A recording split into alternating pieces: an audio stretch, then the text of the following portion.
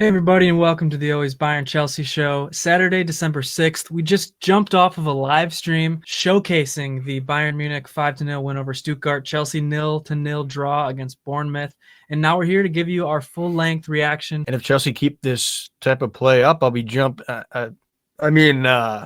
I was going to say something there, but no, thanks for tuning in. Appreciate the likes, the subscribes. Please head over to YouTube. You're obviously already on YouTube, but hit that button, smash that button. Don't smash your computer too hard, but, follow us on Twitter, TikTok. Yeah, again, thanks for tuning in, and let's start off here with this Bayern Munich match against Stuttgart. And, this match, it was 1-0 at halftime. Bayern were up. Honestly, it was about an even game throughout that first half. And then second half, Bayern pulled away and dominated, really, thanks to a Harry Kane hat trick. And by the end of the day, Bayern looked like their old selves from the beginning of the year, who would just pummel teams into oblivion. So you got to be happy with that win for Bayern, coming off of a physical match midweek against Union Berlin in the DFB Pokal, heading into a big Champions League matchup against top 8 side Sporting. So this was a great win for a lot of reasons. And I think you could argue a Vincent Kompany masterclass. I mean, the way he's able to rotate guys in this one, which we will discuss, and to get a 5-0 win, it's really strong second half, as you mentioned. That to me is a big up for Vincent Kompany and what he can do as manager of this Bayern team. We've really seen he's come into his own as a manager. I think it's very quite impressive. Yeah, I would make that argument with you that it was a Kompany masterclass indeed. So let's start off by breaking down this masterful Vincent Kompany starting 11, which did see a number of rotations, which again is smart, and you had to do it just because of the schedule. Like I mentioned, the kind of matches that you have coming up. Jonas Erbig starting in between the sticks, keeping a clean sheet. A number of really good saves from Erbig in this one. And no massive gaffes or mistakes that I can think about. So really, really good from the kid to get this clean sheet here. Nothing but praise for Erbig for me. Same with the back line. Connie Laimer, dog, stepping up, getting that first goal, linking up with Michael Olise. We always talk about how these two are not the same without each other, Olise and Laimer, and they're back paired up together. Like long-lost lovers, and it was a beautiful thing to see. Upamecano and Kim, really solid game from both of the center backs today, I thought. Tom Bischoff was the one weak link in that back line. I thought there were times where he linked up nicely with Diaz. That's clearly what Kompany is instructing him to do as left back, but, the guy's playing out of position at left back, so I'm not going to be too hard on him. The midfield was Kimmich and Goretzka. Both of them were pretty solid today, I thought. Goretzka, he's not having a great season. Thought he was decent today, but I thought Kimmich was better. And then the front four, I guess, attackers, Michael Olise, outstanding game from Michael Olise on this right wing here. Rafa Guerreiro, I thought, was not good today. I can see why you use him here, but, Carl or Gnabry would have been a little bit better. Diaz here on the left wing and Nicholas Jackson up front. Nico I actually thought was pretty good today. I thought his movement was better than it had been, and just did a good job leading the press, which is what I had been wanting to see Nico do in a Bayern kit for a long, long time. Yeah, happy for Nico to have a pretty solid day. I'm finding that I don't ever hate a lineup that Kompany puts out, and I think it's because Bayern has solid guys, but I like when he's choosing to rotate. I like when he chooses to go for matches, as he did in the DFB Pokal earlier this week. I'm just liking a lot of the choices Kompany makes, and I think it's because he's had such a strong year, so I trust him at this point to do whatever he wants to do, and to me, that's just a really good sign of a solid manager.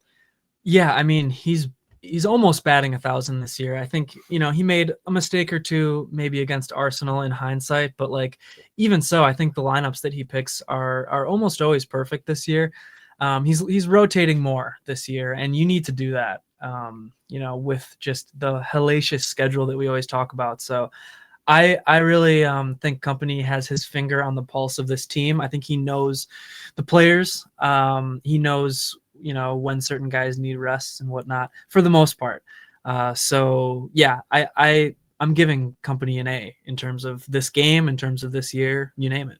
Yeah, and when you look at this lineup too, you're rotating Kane, but you're going to have Olise paired with Laimer, and you're going to have Diaz starting as well. So even though Kane's out, your attack, in my opinion, is still so strong that you're going to put up a very competitive performance no matter what happens. And that, I think, is what's special about this Bayern team is they have so many options, even if Kane does rest, which rarely does happen. But again, it's just the beautiful thing about this team.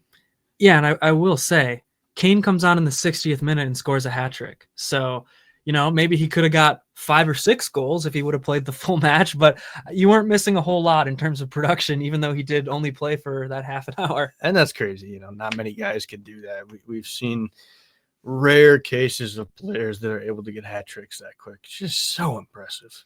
Yeah, and you mentioned it. You do have attacking options. The caveat I'll put to that is you have attacking options when Diaz is not suspended, because we do see Diaz, get his 5th yellow card of the year in this game, so he'll be out for the next Bundesliga match against Mainz. Mainz is scuffling at this moment. I'm not too worried about that one, but he will be out against Sporting as well in the Champions League. So maybe this is keeping him rested up. But his ban got reduced to 2 games, so that's 1 less game he'll be out in the Champions League. Yeah, no, certainly an interesting case there for Diaz, who I thought was good again today. But, you think about the start of this match, and I thought Bayern did look really energized for once to start a match. We've seen lately that they've been starting slower at times, so I think it was really encouraging to see that the boys came to play today in this new, refreshed lineup. And I think that was the key to setting the tone for the match. And we saw, you can see that momentum there to start really in that first 15 minutes was all Bayern. Yeah, the match, like you said, started off good for Bayern. There was this stretch here at the end of the first half where I thought Stuttgart leveled it out, was unlucky not to get a goal. But like you said, this is like one of the first times in a long time that Bayern started off a match energized. They've kind of been hit or miss lately with how they start these matches. And this accumulated with the goal from Laimer in the 11th minute, which was one of the sexiest goals you'll ever see. Laimer and Olise, the interplay between these two. And just watch the things we said on stream. Go back and watch that, because if you want to hear dirty, explicit talk from us about this goal, I mean, that's how sick it was to see Laimer and Olise together on that side. And Laimer scores this goal, first of all, Olise megs someone on Stuttgart to get the ball to Laimer, and then Laimer back heel flicks it in between Nubel's legs to open up this match. And if that doesn't turn you on as a soccer fan, I don't know what will.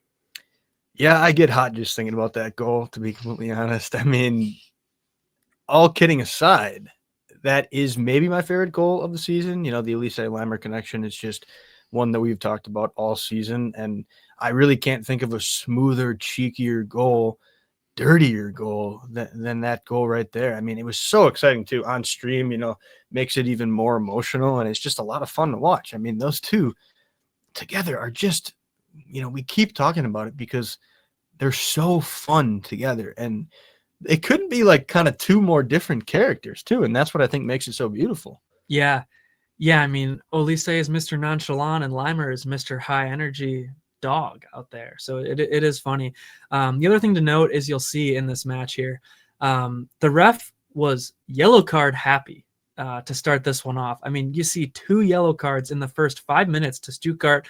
If I'm remembering correctly, one of them I thought was weak. One of them I thought was deserved. And then, Tom Bischoff gets one in the 39th minute. That one was weaker as well. Upa in the 44th minute. And this is the point here that we're mentioning, where Stuttgart, after Bayern started off so strong, Stuttgart had a run of really good form. And again, I thought was unlucky not to level the match at halftime. They had a number of good chances. The best chance was this goal that got ruled off of a free kick. Kimmich, I thought was actually holding him on at first, but it looked, after they showed that technology, with which, if you believe it, they show the technology, it was offside. But it was really close, and again, Stuttgart unlucky to not level it before half. Yeah, this final 30 before half, Bayern needed to desperately get to half. It was kind of a weird time because Stiller was down hurt about 1,000 times. Yeah, 2 concussions, basically. So the play was kind of broken up. Neither team was really taking control, but Stuttgart looked decent at times. But I did think Jackson showed some flashes at this point. You know, he had a couple shots on goal, at least one I can think of with the left foot that Nubel had a nice save. Yep. And so there were chances from both teams, but yeah, I think Bayern were glad to get the half up 1-0, certainly, especially with the lineup that they had put out. Yeah, you know, I think Jackson might have had 2 or 3 shots, so 3 total shots this match. 1 on target. One big chance. Yeah, 1 big chance. So Jackson, you know, was getting more involved today than he has been in the past. That's certainly for sure. And speaking of Jackson getting involved and also just breaking up the play, I think this was right before half, maybe right after, but there was a weird moment where on this same play, Stiller goes down, getting an accidental elbow in the head from Upa, but you see Nubel kind of not realizing Jackson's behind him, goes out to throw the ball and actually hits the ball into Jackson's hand, and you know, the ball falls down. So just chaotic stuff happening. But again, Jackson getting involved, and Nubel, I will say, I didn't look at his score, but I thought Nubel was poor today. And yeah, 5.8, that's pathetic. I never want to see him in goal at Bayern Munich. If I didn't make that clear on the stream, I'll tell you that right now. Yeah, Nubel caught a lot of strays, to be honest, from us on the stream. I mean, what we've seen from Erbig and obviously Neuer, you know, Nubel's got 0 chance to be starting at Bayern and did not do himself any favors today, playing in front of, you know, his team that he's on loan from. Yeah. And again, you know, I think Nubel can be a nice enough keeper for Stuttgart in the Bundesliga, but he makes too many mistakes for me to trust him in a big UCL moment. Like that I would be nervous every single time the ball goes his way. I really would. And that's the one trait you don't want as a keeper is making people nervous. Yeah. So we see 1 sub at halftime, and it's Stanisic for Bischoff. And this was a crucial sub. Not like I said, not like Bischoff was having the worst game of his life, but at left back on a yellow card, you don't want to risk anything. And so you bring in Stanisic to kind of shore things up on that side. Stanisic, I thought, had his best match in a long time. He's been putting up stinkers. Let's just say that. He's been not good lately. But this one, I thought he was good. Let's see if his rating agrees with me here. Yeah, 8.0. So Stanisic. Wow, that's actually insane for a half too. Yeah, he was solid. Then we finally see, you know, beginning of the second half, Stuttgart has a flurry of good plays, but then a little bit before the 60th minute, you know, maybe the 50th minute or so, or 55th minute, Bayern just takes control of this match and doesn't look back for the rest of the entire match. You see these subs here, completely pivotal in the 60th minute, alter the game, flip the game on its head. Harry Kane comes in for Nico Jackson, Leonard Carl for Rafa Guerrero, Alexander Pavlovic for Leon Goretzka. And again, these guys who come out weren't necessarily doing bad, but these guys that came in just changed the momentum of the game. Obviously, Kane getting a hattie. And you see Chris Führich as well coming in here for Stuttgart. Sebastian Hoeneß, desperate for some more attacking oomph, but couldn't get it over the line. And Kane gets this first goal here in the 66th minute, assisted by Kimmich. This was Kane's best goal of the match. This was a banger of a goal from distance. I screamed at the top of my lungs when it happened on stream because this was from so far outside the box, picture perfect spot. Could Nubel have done better? He could have done better, but is anybody saving that? It's going to be a tough save for anybody, honestly. Yeah, great goal from Harold. You know, it's quite the luxury Kompany has to just say, yeah, 60th minute, we're up 1-0. But I'm going to bring on Harry Kane, a 17-year-old kid that's a stick of dynamite, and Pavlovic, who's one of the premier midfielders in the Bundesliga. You know, not bad options to have, and it leads to just a dismantling of the city of Stuttgart. 78th minute, we see Josip Stanisic, you know, get off. What have I been saying about him? It's time to shit or get off the pot. So I guess he shat and and bagged that third goal right there. But Nubel shat. That's for sure. Yeah, he beat Nubel near post, and Nubel just bad jump. I think he got 2 hands on it, right? He did. He Yeah. did get 2 hands. Live, I was like, oh, that would have been an awesome save. But then you see the replay, and it's like he probably just should have saved it. And here's one of the goofier moments you'll see in a football match after this. Michael Olise. Goofy or stupid? Both.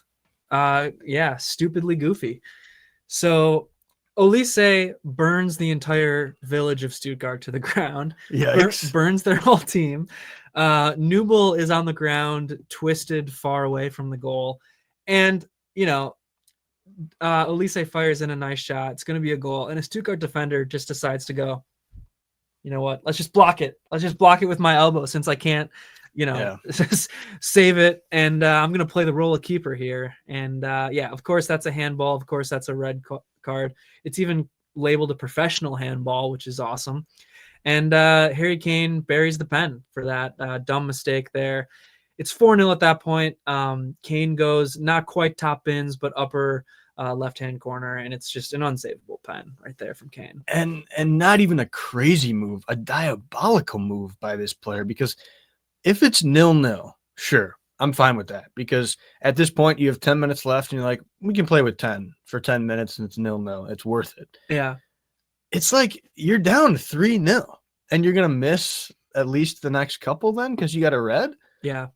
What logic at all? And the guy was also only on for 7 minutes at this point, which I didn't even realize. I didn't realize that live either. That's got to be one of the worst 7-minute performances in the history of the Bundesliga. Yeah, Ito, again, I'm always going to say this. It's good to see Ito, especially in a time like this, getting some well-deserved minutes after breaking his foot 3 times in a row. Good to see him staying healthy. Good to see him getting on. He could provide some needed depth for that back line towards the end of the year. And then Kane, bagging his Hattie there in the 88th minute, courtesy of Michael Olise. Beautiful from Michael Olise. Actually, really good finish from Kane too. But Olise did a lot of the work here. Sent in a cross that found Kane streaking in on a perfect run and just buries it. One touch and that's the kind of link up you need to see from this Bayern team. Olise and Kane could be the deadliest link up in Europe, honestly, when they're both on their game. Yeah, and we really haven't seen enough of that link up this year, to be honest. Agreed. When they originally signed Olise, I predicted that he would have about 1,000 assists to Harry Kane. We don't see that maybe as much as we should. I thought this play from Olise was absolutely fantastic, the way he got the ball on his right foot and then delivered a perfect cross to Kane, who had a nice little flick, to his credit, Laimer-esque with the way he put that one in. So really nice from Harold as well. I predicted a brace. He does me one better and gets a hat trick. Yeah, and Bayern, they even had more chances in this second half. Diaz had one that he kind of flubbed that was like almost a one-on-one. That was a huge chance. I totally forgot about that one. Yeah, I was thinking about it because Olise should have shot or could have shot. Maybe could have passed earlier, but even so, Diaz has got to take that first time and score. Yeah, there was a few missteps on that play. Olise and Diaz it was like almost a 2v1 with the keeper. It pretty much was, yeah. And Diaz had 1 or 2 other chances, I think, in that second half too. But again, just great from Diaz to, showcase his spark and his creativity and his chaos. He really is an agent of chaos. But yeah, as far as match awards for this one go, I'm going Kane man of the match. I mean, gets the Hattie. Olise Robin for sure. After that, 2 assists there, and honestly should have had a goal if the Stuttgart player didn't block it with his elbow. Underrated, I'm going to go Josip Stanisic, and defender, I'm going to go Konrad Laimer. Yeah, I'm going man of the match, Jonas Erbig, because I just love to respect keepers when they get clean sheets.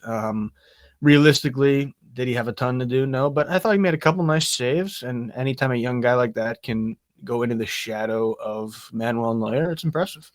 Yeah, and he really did make a couple nice saves, and, again, 5-0 looks like a routing. It was a routing, but it was 1-0 at half, and it was just a closer match for really up until the 66th minute. It was 1-0. So there were a lot of saves that Erbig did actually end up making that really could have been consequential, given how the match shaped up. But yeah, this was a huge win for Bayern. And as I mentioned, they go and play Sporting next in the Champions League midweek Tuesday here. Bayern's most important match for the rest of this half of the season will be Sporting for sure.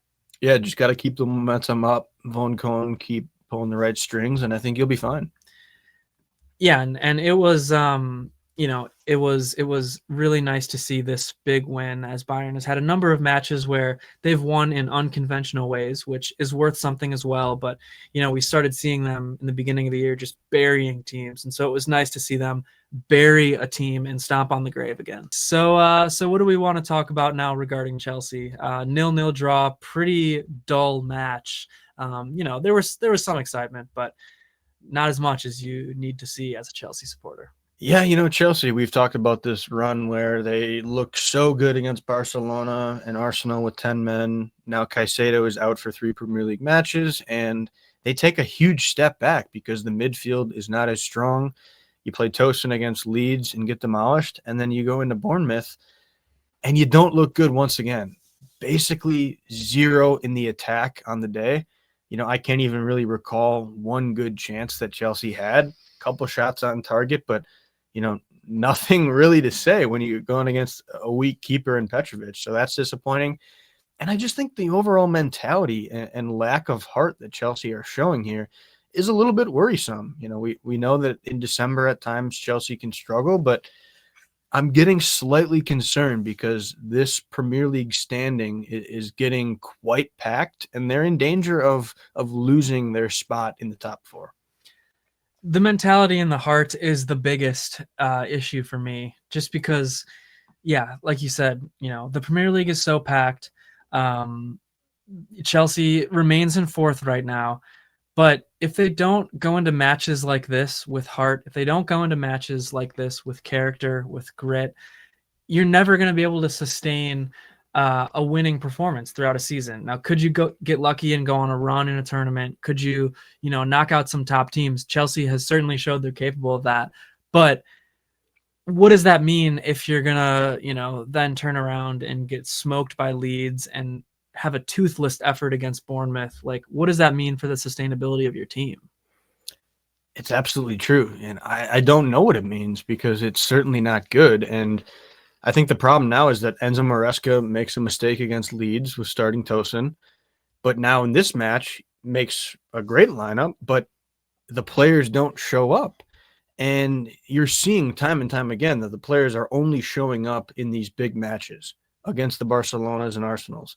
And then when they play these lesser teams in the standings, but a talented team in Bournemouth, you're not showing up. Robert Sanchez shows up, but does anybody else? Not really. And that, to me, when you have a problem with your lineup, your players, and your managerial decisions, it's just a recipe for disaster. And again, they're on the cusp of something quite dangerous if this slip and play continues.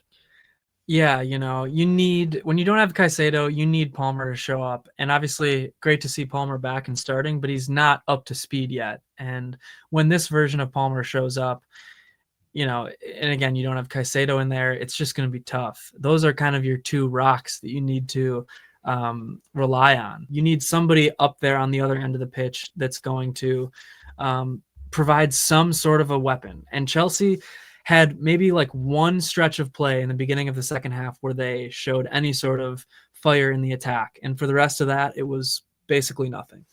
Yeah, and if we look at that attack, you send out a lineup with Palmer being back, that gets you excited, but he's not going to be probably his regular self. Then you go Nacho, Cheese, and Neto, and that's fine. That's probably been your best 2 wingers for the most part. Stefano has been special, we know, but Neto has been super good, one of his best goal-scoring years ever. And then Delap, you never know what you're going to get at striker with this Chelsea team right now. And that's another frustrating point that I've been beating a drum on, but it's tough because on paper this looks like a pretty good attack. But then Neto maybe has a couple flashes. Garnacho really doesn't do anything. And Delap goes off injured in the first half and didn't show me that much either. So then you're kind of left to mostly defend and hope your midfield holds up when we know you don't have Caicedo. So then it's like you're kind of showing up and wasting everybody's time, because what is there to look for in this Chelsea team right now? I don't know what the answer to that is. Yeah, I mean, I mentioned it. I wanted to see Estevao sooner just because it was clear to me that Garnacho wasn't going to do much. Palmer, not quite yet. Neto showed me some today, but Delop, and then João Pedro, but really Delop showed me absolutely nothing. João Pedro, nothing as well. But, you need a spark, and I don't know if Gittins can be that either right now. I think Gittins is somebody who just works better in a greater system. I don't think he's somebody who's going to really do it all by himself, whereas Estevao is, again, one of the only attackers really that can kind of do it all by himself at times. And I know it's a risk because he's young and he's, he'll lose the ball, whatever, but he is the one who can provide that, and you need that sometimes. Yeah, you need to find a spark. Estevao certainly at times has been that. I thought it was interesting Maresca went to Guiu straight away when Delop goes off injured. Yeah, I like that. I liked that as well because Pedro has not shown me anything. He comes on later for Palmer for the last 30 and showed nothing. There's no urgency from these guys. And I think that's what's frustrating too. We see a lot of times, even toward the end, when you need to push for the 3 points, and they're passing it back or just passing out to the wings. Like, I want to see urgency moving forward from these guys. Pedro wasn't doing that at all. Guiu makes runs, but not a lot of guys find him. It's just, I've said this a lot with passing too, the way their buildup is. I think it needs to be quicker. And again, not to use the same word, but more urgent moving forward. That I think will be a big difference, but I don't know if they have that in them.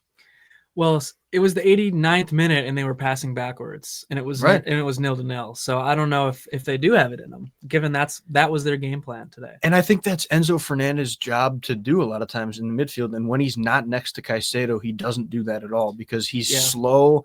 He's not really efficient in the way he passes at times.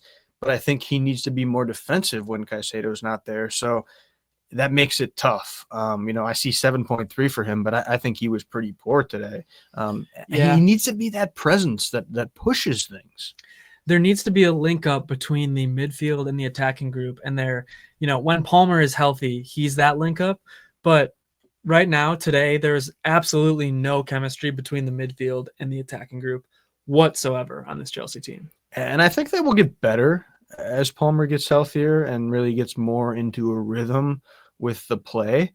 But yeah, technically it's new pairings because Reece James hasn't been in the midfield forever. He's finally back healthy. So he's got to form that connection with Palmer there.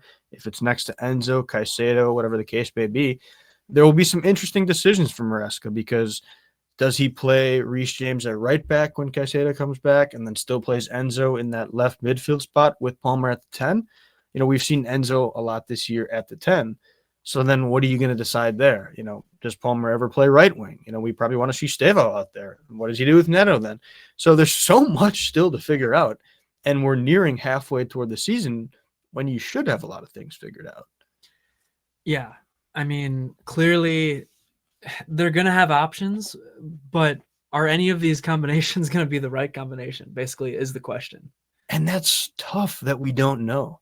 You know what those combos are for Bayern. Yeah. For Chelsea, you don't. You don't know who your striker is, your number one striker.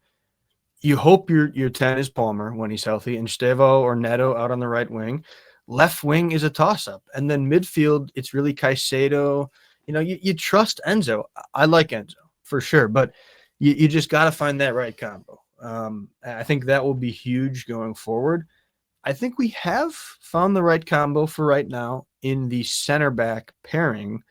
Another nice day from Chalobah and Fofana. I thought Fofana was arguably the best player on the pitch for Chelsea, maybe besides Robert Sanchez.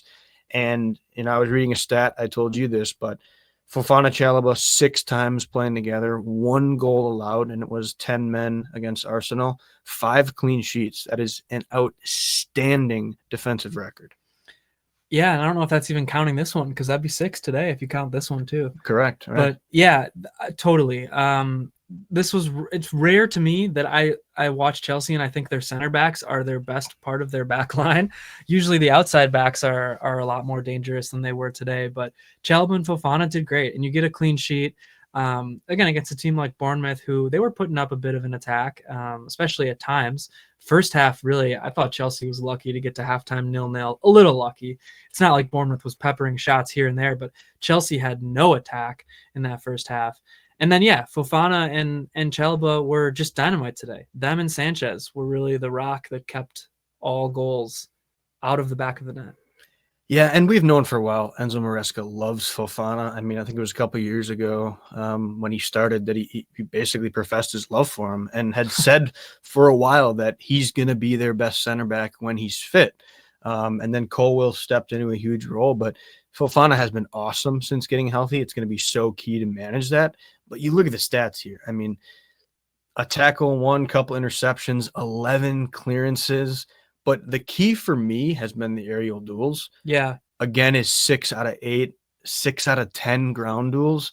Those are very impressive numbers, and only to have 2 fouls and dribbled past once, that is outstanding. I'm trying to see if Chalobah even had numbers like that, because if you got your center backs playing well, that makes me very happy. Chalobah, I think, just probably had less to deal with on the day. But that tells me Fofana probably recovered a lot for Gusto with Semenyo on that side, because I think Semenyo was the best attacker on the pitch all day and gave Chelsea fits. So that really tells me that Fofana stepped up. I agree. Semenyo was no doubt the best attacker. And Fofana just got higher up into play, I think, in general, too, whereas Chalobah got higher up at times, but Fofana was just a little bit more active, I think, and involved for the most part. But Fofana's, he's just got that speed, and he's got the aerial jumping ability. So the physical traits have always been there when he's healthy. That's what Chalobah will never have. Yeah. He's not blessed with the most athletic abilities. I think he's kind of just like a solid player.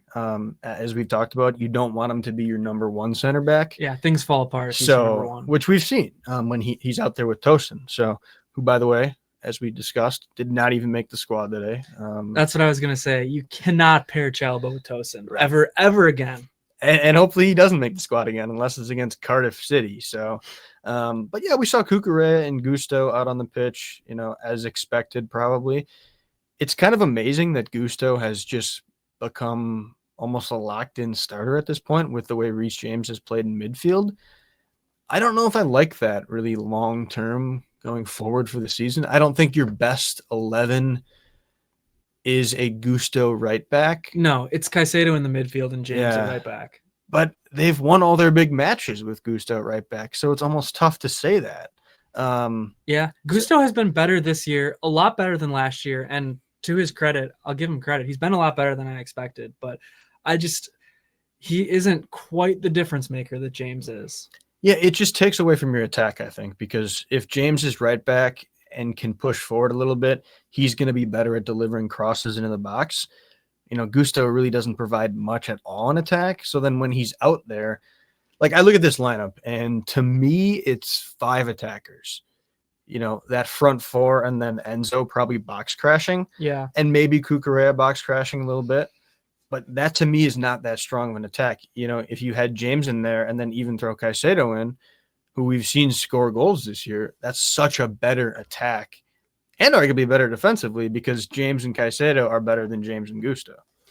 Yeah. First you need Palmer healthy, but second, you need the striker situation figured out. And we already talked about that, but I can't look at this attack.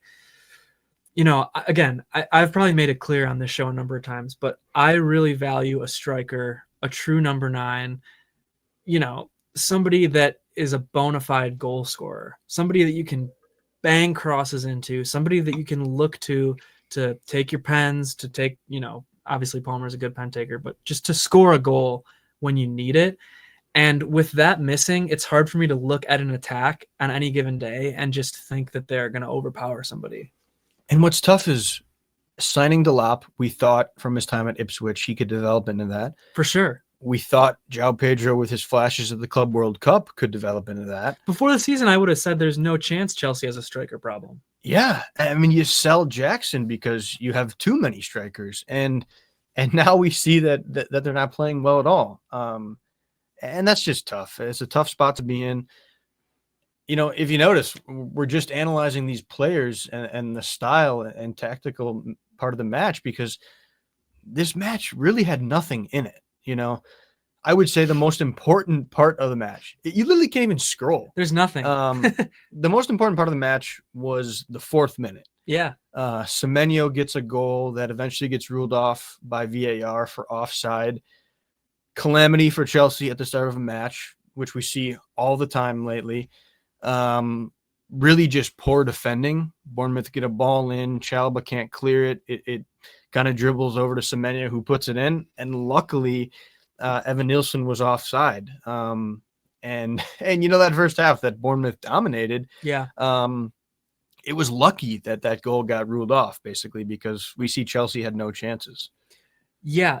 Again, the first half, I thought Bournemouth was doing all the attacking. Chelsea had a moment of flashes of brilliance. Man, that's sad to say that's the best. Like one little lightning strike. Yeah, that's it. That's the best they got today. In terms of their tech, Semenyo was the best attacking player on the pitch, no doubt. And yeah, again, like that goal rightfully ruled off, but that was a huge moment. The only time a ball touched the back of a net in this match. And yeah, even after that lightning strike in the second half, Bournemouth was the more dangerous team. And I think what's tough too is you have the pre-planned sub with Pedro coming in for Palmer, clearly.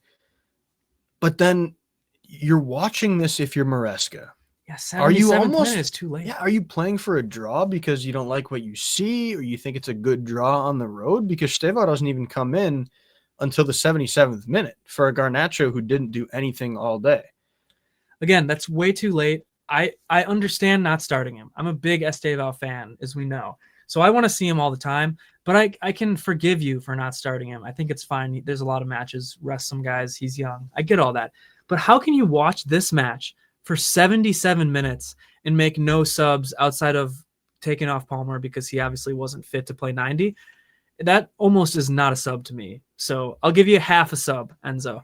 How do you go 77 minutes and you bring on half of a player? Because that's what Pedro's going to give you, which is half of a player. And it was weird, too, because at that point, with 13 minutes left, Steva kind of came on and didn't do much at all. I mean, he was kind of brutal, lost the ball a couple times. He's looked just uncomfortable. I don't know if that Leeds match rattled him, but it might have because he looks a little scared out there. But, yeah, like I probably would have brought Santos on. Gittins even at the end, like anybody. I didn't think Enzo was strong today. Yeah. So I would have brought Santos on. He's a potential goal scorer. Yeah, Delap obviously getting injured too. Guiu coming on. Yeah. So I guess he didn't have a ton of options. And Guiu was fine. Guiu was fine. He was probably better than, I don't know. Guiu, you at least always know that he's pushing. Yeah. And pressing hard and trying to make runs. He did have a couple of shots. But yeah, I mean, look at that XG. No big chances. 11 shots, and let's keep in mind, as I mentioned, it's Petrovic out there who's been a shaky keeper. Yeah. So to not even put pressure on him is such a mistake. Yeah, look at though Bournemouth 1.2 xG in the first half, Chelsea 0.22, and then second half because Chelsea had a lightning streak in there, but that's about it. And Bournemouth really weren't doing anything in the second half. So credit to Chelsea's defense for that. Yeah, Chelsea's defense was good today. I mean, clean sheet. What else can you ask for? But the second match all year, Chelsea have not scored.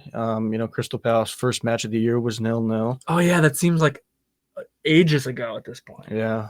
But I think, again, if we're going to kind of end this on a more positive note, is this, 7 clean sheets now maybe for Chelsea in the league this year, which – who knows if they even had that many last year. I think that is something that's very positive. But look at this table. I was saying this to end the live stream. Let's hypothetically say that Liverpool, Man United, and Brighton all win this weekend. Looks like Liverpool are drawing right now. They probably just started. But those right? three are favorites. They will all end on 25 points and be 5th, 6th, 7th, right behind Chelsea, who would be above on goal differential. I don't know if you can bet on Liverpool to win these days. Yeah, no, that's fair. But that's insane. Even against Leeds. But it's insane that if that happens, it's so packed. And then you have Crystal Palace playing Fulham tomorrow. Yeah. They win, they can go ahead of Chelsea. So it's just so jam-packed right now. Man, I mean, that Chelsea-Everton match is looming large. Yeah, you wouldn't think a couple weeks ago, beginning of the season, pick your date. You wouldn't think that was going to be the kind of match it's going to be, but it's going to be the kind of match it's going to be. That is a handful of words, a mouthful of words, I should say. But yeah, as we look forward here for Chelsea, you're going to have Everton next weekend. But before that, you will head to Italia for a match against Atalanta, who I believe is 12th in Serie A. But they're 10th in the Champions League. So let's look at their matches lately. And maybe we'll do a preview, but I don't know if they've really been that great, to be honest. I got to look more into them, but it's going to be so important for Chelsea to pick up 3 points, minimum 1 point. But it's going to be very important. Yeah, they've been kind of up and down this year, is my understanding of them. But I'm not somebody who watches the Serie A. I'll be honest with you. Well, yeah, it looks like a win against Fiorentina, which means absolutely nothing. They've been one of the worst teams in Europe this year. True. I kind of say that because I said I was a Fiorentina fan, and they might get relegated. It's a curse. Maybe I am cursed. Who knows? No, I'm not cursed, but yeah, we'll see. As I said, as I'm trying to break this mic here, Chelsea, it's such an important match midweek because I think if you win, you put yourself in a super good spot in the UCL standings. You wouldn't lock in top 16, but arguably you would. You might. You'd put yourself in a really good spot. What are they, 7th right now? So yeah, it'd be a better spot for the top 8. You just need it. You need it. Yeah, and again, same. I think the same for Bayern. So it's going to be 2 huge UCL matches for our teams. If we both win, we're both going to be looking pretty good. And when are they? Bayern is Tuesday at 11:45. Tuesday? Yeah, I don't know about Chelsea. Well, let's just look here. What does it say? Oh, it's right there. So the 9th, which is Tuesday, I believe, as well. Yeah, but it's later. Oh, nice. So at least we got split up between the Bayern and Chelsea matches. That'll be good. Yeah, that'll be good. But yeah, as far as Bayern goes, this will be their last, I think, hopefully, knock on wood, Champions League match without Davies, without Diaz, without Musiala might take a little bit more, but Bayern's going to be, this is the last kind of match of this crushed schedule right now, and then we can breathe for a second. So get the win. Yeah, and we'll see what happens here in the Champions League because a lot of big matches coming up from what our boy Adam told us on stream. So could be a very exciting week in the football world. And of course, let's mention here quickly the World Cup draw did happen. Just a lot of big things happening in the football world. So, keep watching us and following us because we're covering it all. It's going to be insane, really, the next 8 months, what we have going on here. A lot of exciting things happening. Yeah, I would even say you better subscribe just in case, you don't want to miss anything. You should probably like the video too and even leave us a comment. If you want to hear more thoughts about our World Cup draw reaction and thoughts, we did talk about that a lot on the live stream, so check that one out. And just stay tuned because we're going to have a lot of cool stuff coming with the Champions League this week. Notifications even. Hit the bell. Be good. But yeah, that's about it for us today. Thanks for tuning in. Again, thanks for tuning into the live stream as well. And Mia san Mia, everybody. Up the Chelsea.